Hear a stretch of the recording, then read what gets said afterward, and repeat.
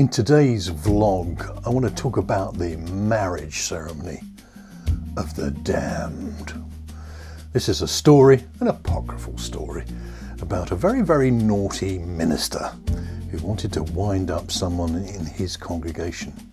And unusually, he had a flip chart at the front of the sanctuary with a big flip chart marker. And he said to the congregation, we're going to be a little bit more interactive than normal today. I'm going to show you in just 3 words why most marriages are damned from the outset. So I just want you to respond to me, the answer that comes into your mind. What do the couple walk down when they go to get married? Somebody bold in the congregation shouts out, "The aisle!"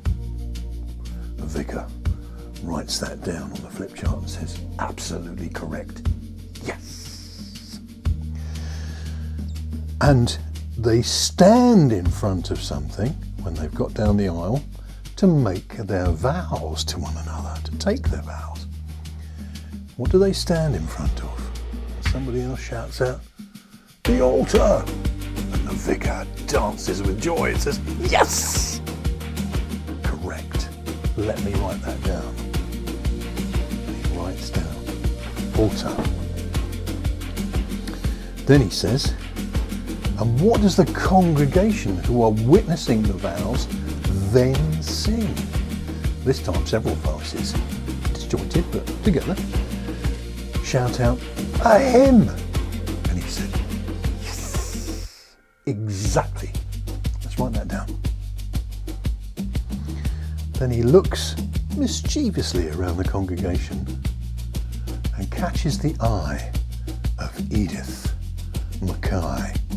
Edith McKee is a very, very opinionated member of his congregation. In fact, behind her back, people talk about Edith's edicts. When she has an opinion about something, one of Edith's edicts, everybody knows about it.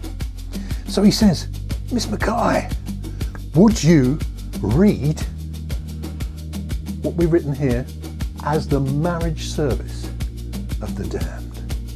And she stands up, delighted to be chosen by the vicar. And she says, "Yes, vicar, I'll alter him." And then looks aghast at him, realising that she's been caught out, stomps out. Realising that he will have hell to pay later, the vicar laughs and says, there you go, in 3 words, why most marriages get off to the wrong start. I'll alter him is the wedding service. Now that's very sexist, and it's not a true story, it's a legendary one, an apocryphal one, in which you use a biblical model. But it's an interesting, I hope, humorous story about the folly of trying to change anyone. You really can't change anyone but yourself. But change, you must. You must change. And why do I say that? Because if you're at all frustrated with life as it is, and I hope you are, Jesus said, "I've come that you might have life and have it more abundantly, have life to the full." So if you're not having life to the full, there's something wrong, isn't there? And to fix that, you have to change. I'll alter me. Because if we keep on doing what we keep on doing, we'll keep on getting what we keep on getting. If you want something different,